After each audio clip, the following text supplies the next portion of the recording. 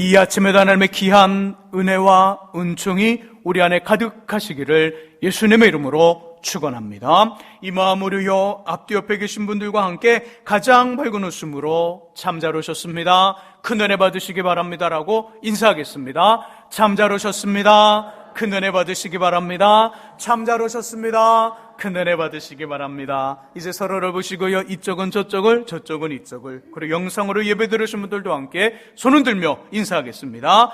참 잘 오셨습니다, 큰 은혜 받으시기 바랍니다. 참 잘 오셨습니다, 큰 은혜 받으시기 바랍니다. 우리는 지금 우리의 인생의 길을 아시는 하나님에 대한 말씀을 나누고 있습니다. 오늘이 8번째 말씀이지요. 하나님, 우리의 인생의 길을 아시기에 저와 여러분들의 마음과 믿음과 삶을 단련하여 멋진 인생, 복된 삶, 영향력 있는 사람으로 순금되게 하십니다. 마음의 단련은요, 아픔, 눈물 젖은 빵이라는 도구를 사용합니다. 믿음의 단련은요, 질문과 깨달음, 성경을 읽으며 성경을 묵상하면서 삶의 여러 상황에서 왜일까? 왜 그렇게 될까? 이유와 의미는 질문을 갖게 하고 성경에서 그 답을 찾아 깨닫게 하심으로 하나님의 시간과 방법과 때와 결과에 대해 인정을 하고 순종하게 합니다. 그것이 믿음의 단련이에요. 저는 먼저 저와 여러분들 안에 하나님의 은혜로 마음의 단련과 믿음의 단련이 온전히 열매 맺어지기를 주님의 이름으로 축복합니다. 이 시간은요, 삶의 단련에 대한 말씀입니다. 이번 주와 다음 주일 삶의 단련에 대한 이야기 나누려 합니다. 하나님, 애굽이라는 나라의 종되었던 자신의 백성 이스라엘 사람들을 기적적으로 구출하신 후 첫 번째로 주셨던 말씀, 요구가 있습니다. 거룩하라. 너희가 400년 동안 애굽의 종으로 살다가 이제 자유를 얻었으니 마음껏 자유를 누리며 마음껏 삶을 살아라, 이 이야기가 아니에요. 너희가 400년 동안 종살이하여 내가 기적적으로 너희를 출애굽하고 자유를 주었으니 거룩하라. 뭔가 맞지 않지만 거룩하라는 말씀, 거룩하라는 요구, 명령, 이야기를 하셨다는 거예요. 나는 너희를 종되었던 나라 애굽에서 인도하여 낸 여호와 너희 하나님이라. 내가 거룩하니 너희도 거룩하라. 거룩의 말씀, 거룩을 요구하셨다는 거예요. 하나님을 믿지 않다가 믿음을 가졌습니다. 하나님을 믿었으나 전혀 어떤 특별한 인생의 계기, 전환점이 없었으나 하나님을 만나는 포인트, 어떤 전환의 포인트를 통하여 하나님을 만났습니다. 하나님을 알게 됐어요. 하나님을 가슴과 가슴, 심장으로, 심령으로 만났어요. 그 다음 요구되는 하나님의 요구는 다른 것이 아닙니다. 거룩입니다. 거룩에 대한 요구를 받지 않는다면, 거룩에 대한 부담을 갖지 않는다면 나는 하나님을 만난 게 아니에요. 하나님을 제대로 믿는 게 아니에요. 내 마음에, 내 심령에 거룩에 대한 고민을 갖지 않는다면 나는 하나님을 제대로 알지 못하는 거예요. 하나님 나를 꽉 붙잡은 게 아니라 느슨하게 붙잡혀 있는 거예요. 하나님 우리를 꽉 붙잡으면 내 안에 찾아오는 엄청난 부담감은, 그 거룩한 부담감, 바로 거룩과 경건에 대한 고민이에요. 하나님, 이스라엘 백성들이 약속하셨던 가나안 땅, 전에 종으로 살았던 애굽에서 일주일 또는 보름이면 도착하는 길입니다. 빨리 걸으면 애굽에서 가나안 땅까지 일주일이에요. 여유 있게 옆에도 구경하고 가면 보름 걸립니다. 그런데 하나님, 보름과 일주일이 아니라 40년이라는 긴 세월을 광야에서 생활하고 훈련하게 해요. 이유는 뭘까요? 애굽의 종으로 살면서 애굽 사람들이 섬겼던 신, 그들이 믿었던 우상, 그들의 신앙의 모습을 따라하며 하나님을 잊어버렸거든요. 400년의 종사를 하다가 하나님이라는 이름은, 여호와라는 이름은 기억하고 있지만 여호와가 도대체 누구고 어떤 분인지 까먹어 버렸어요. 이 하나님을 다시 회복하게 한 믿음의 어떤 회복의 여정이 40년이라는 광야였고, 그 삶을 통하여 그들의 거룩함과 경건함을 갖기 위한 삶의 이유가 40년의 긴 시간의 하나님의 훈련이었어요. 이런 주님의 경건함과 거룩함의 훈련은요, 현대를 살아가는 우리들에게도, 그리고 앞으로 예수를 믿어 하나님의 사람이 될 미래의 모든 성도들에게도 동일하게 주어집니다. 왜요? 우리를 부르시고 자녀로 삼으신 하나님이 거룩하기 때문입니다. 하나님처럼 거룩하고 경건한 삶의 모습이 우리 안에 있기를 예수님의 이름으로 축원합니다.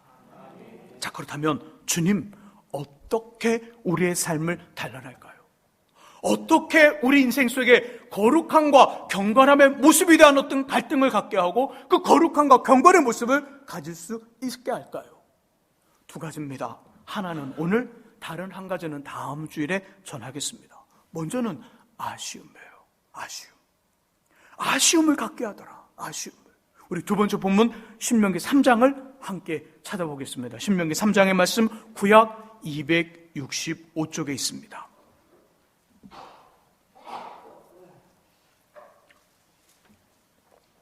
신명기는요, 모세가 기록한 책이에요. 모세가 가나안 땅을 앞에 둔 출애굽 2세대들에게 부탁하는 거예요. 가나안 땅에 들어가거든 출애굽시키신 하나님, 광야에서 지켜주신 하나님을 잘 믿고 그분의 말씀과 약속을 잘 지켜 생활해. 이 말씀이 신명기 말씀이에요.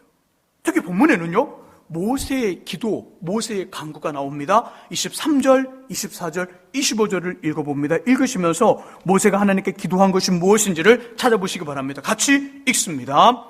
그때에 내가 여호와께 간구하기를, 주 여호와여, 주께서 주의 크심과 주의 권능을 주의 종에게 나타내시기를 시작하셨사오니 천지간에 어떤 신이 능히 주께서 행하신 일 곧 주의 큰 능력으로 행하신 일 같이 행할 수 있으리까? 구하옵나니 나를 건너가게 하사 요단 저쪽에 있는 아름다운 땅, 아름다운 산과 레바논을 보게 하옵소서 하되 아멘. 23절, 24절, 25절의 말씀 속에 보면요, 하나님께 모세가 막 기도하는 내용이 나와요. 23절에 그때 내가 여호와께 간구하기를, 그리고 그 내용이 나오죠. 어떤 내용일까요? 나를 건너가게 하소서. 나를 건너가게 하소서. 건너가 보게 하소서. 25절의 앞부분 구하옵나니 나를 건너가게 하사, 25절의 끝부분 보게 하옵소서. 하나님 기도합니다. 저로 하여금 이 요단강을 건너 주께서 약속하신 가나안 땅, 요단 저쪽에 있는 아름다운 땅을 보게 하옵소서. 제 인생 120년을 살아오면서 오매불망 오로지 가나안 땅을 기억하고 걸어왔으니 하나님 저로 하여금 요단을 건너 그 땅을 바라보며 그 땅에 들어가게 하소서. 지금 모세와 이스라엘 백성들이 요단강 앞에 있습니다. 요단강을 건너가면 이제 하나님이 약속하신 가나안 땅이에요. 하나님 저로 하여금 이 요단을 건너 가나안에 들어가게 하소서. 약속하신 땅에 들어가 그 땅을 발로 밟고 얼마나 하나님의 약속하신 땅이 좋은지 보게 하여 주옵소서. 그때 나는 뭐라고 그래요? 그 기도에 하나님 뭐라 하셨을까요? 그만해라, 족하다. 다시는 이 일로 내게 말하지 마. 다시는 이 일로 내게 기도하지 마. 다시는 이 일로 내게 간구하지 마. 너는 비스가산 정상에서 가나안 땅을 바라볼 수는 있으나 건너가 들어갈 수 없다. 다시는 이 일로 기도하지 마. 기도하지 말래요. 모세의 간구에 하나님 애쓴가요, 노인가요? 노예요. 그것도 매우 단호하게, 매우 냉정하게, 어떤 여지도 만들지 않아요. 하지만 하나님과 모세의 관계는 이렇지 않잖아요. 기도와 응답이라는, 기도와 간구라는 차원으로 모세와 하나님의 관계를 본다면 이러지 않아요. 모세 하나님께 십계명을 받기 위해서 시내산에 올라갑니다. 40여가 내려오지 않으니까 백성들이 그 산 밑에서 난리를 쳤죠. 금송아지를 만들고 이 금송아지가 하나님이다 춤을 추고 제단을 서고 막 흥겨워 페스티벌 우상의 잔치를 할 때 하나님 진노하죠. 모세야 모세야, 이스라엘 백성 타락했다. 내가 한 번에 다 쓸어버리고 너를 통해 새로운 민족을 만들겠다. 이 말을 들은 모세, 하나님 제 이름이 생명책에서 지어져도 좋으니 이 백성을 용서해 주십시오. 그 기도에 하나님 어떻게 하셨을까요? 용서하셨나요? 아니면 끝내버렸나요? 용서하셨어요. 아말렉과의 전투에서 모세의 기도의 손이 올라가면 전쟁에서 승리를 하고요, 모세의 기도의 손이 내려가면 전쟁에서 패해요. 아말렉과의 전투의 승패는 누구 손에 달려 있었던 거예요? 모세의 기도의 손에 달려 있었던 거예요. 하나님 모세를 바라보시고 전쟁에서 이기게 하시고, 모세를 바라보시고 전쟁에서 지게 하셨어요. 또 민수기 12장 4절 이하에 보면 하나님 이렇게 말씀해요. 나는 다른 선지자에게, 모세 말고 다른 사람들에게 내가 꿈과 환상으로 나의 말을 전했으나 모세는 내가 직접 대면하여 얼굴과 얼굴을 보고 하는 이야기는 것처럼 그렇게 직접 대면하여 나의 뜻을 전하였노라. 이처럼 하나님과 모세는 우리가 생각하는 것 이상으로 친밀하고 가까웠어요. 그런데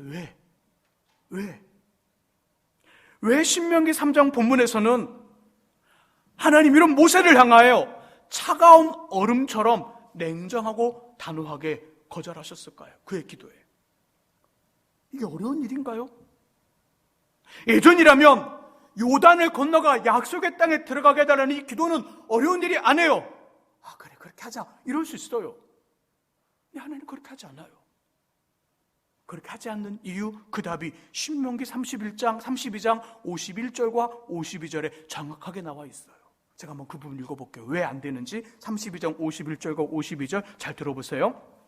이는 모세가 가나안 땅에 들어가지 못하는 이유는, 모세의 기도에 하나님이 노하신 이유는, 너희가 모세 아론을 말합니다. 특별히 모세를 향해, 이는 너희가 신광야 가데스의 무리바 물가에서 이스라엘 자손 중 내게 범죄하여 내 거룩함을 이스라엘 자손 중에서 나타내지 아니한 까닭이라. 내가 비록 내가 이스라엘 자손에게 주는 땅을 맞은편에서 바라보기는 하려니와 그리로 들어가지는 못하리라 하시니라. 하나님 말씀하는 겁니다.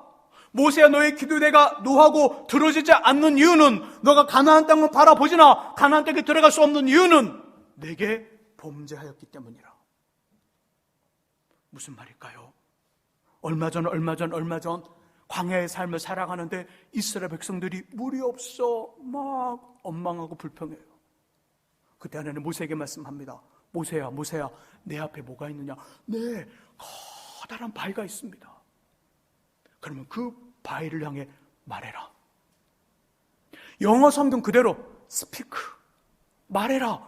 바위를 향해 말해라. 물은 바위에서 나오라. 그러면 바위에서 물이 나와 그 갈급함, 그 목마름을 해결할 것이다. 그런데 모세 어떻게 했을까요?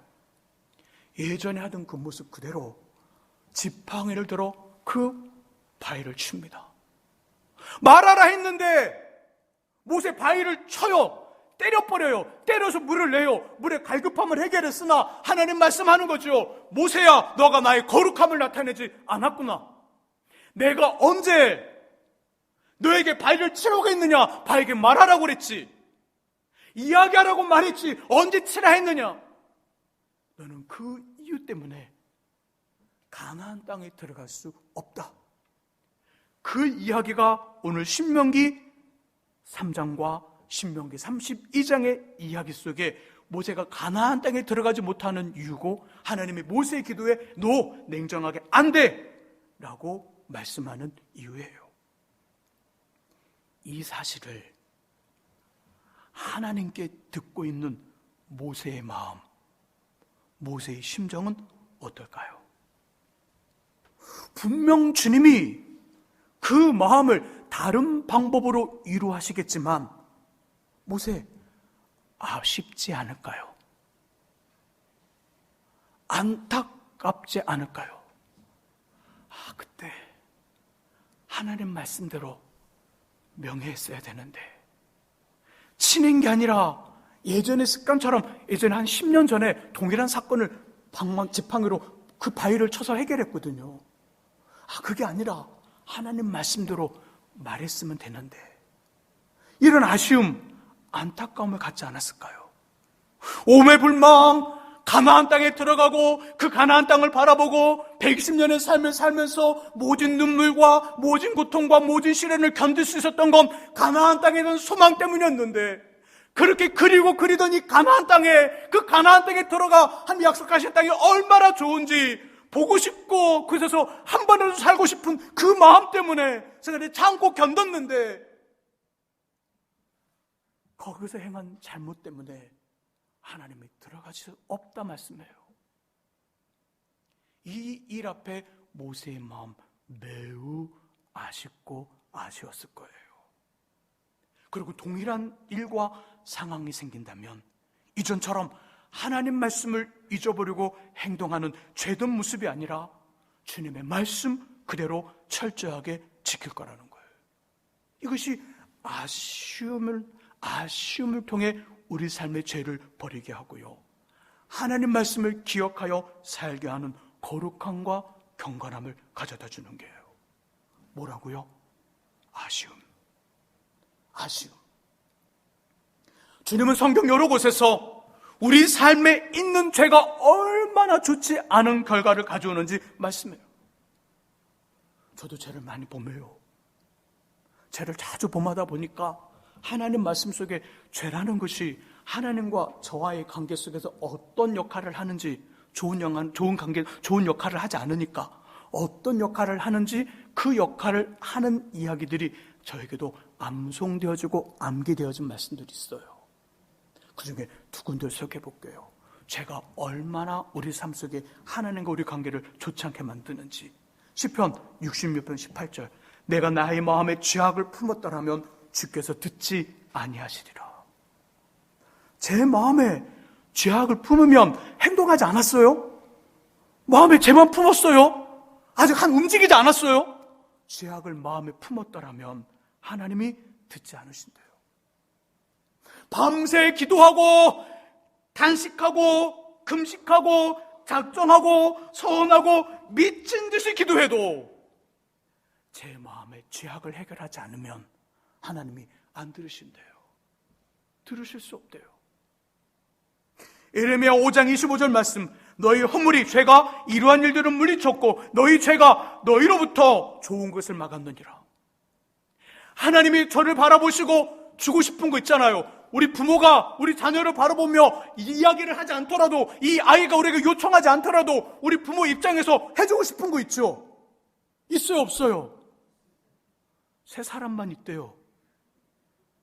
나머지는요, 다 얻어야 되나요? 자녀한테 얻어야 되나요?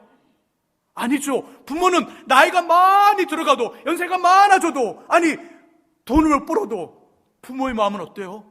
자녀한테 주고 싶어요. 이게 부모의 마음이잖아요. 내가 그렇게 할 수는 없으나 주고 싶은 게 부모의 마음이잖아요. 하나님 이런 부모의 마음보다 더 크게 우리에게 더 많은 것들을 주고 싶은데 바로 죄가 하나님으로부터 오는 좋은 것들을 막아 우리가 받을 수 없게 한다는 거예요. 이게 죄예요. 거룩함과 경건함의 반대적인 모습. 죄는 주고 싶으나 주실 수 없는 하나님께도 아쉬움이고요, 받을 수 있는데 받지 못하는 우리에게도 아쉬움입니다.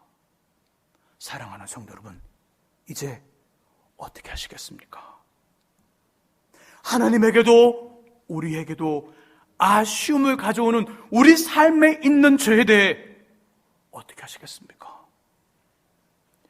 여전히 비밀스럽게 숨겨놓은 애인처럼 아무도 모르게 숨겨놓은 애인처럼 그 죄를 아직도 품고 살겠습니까?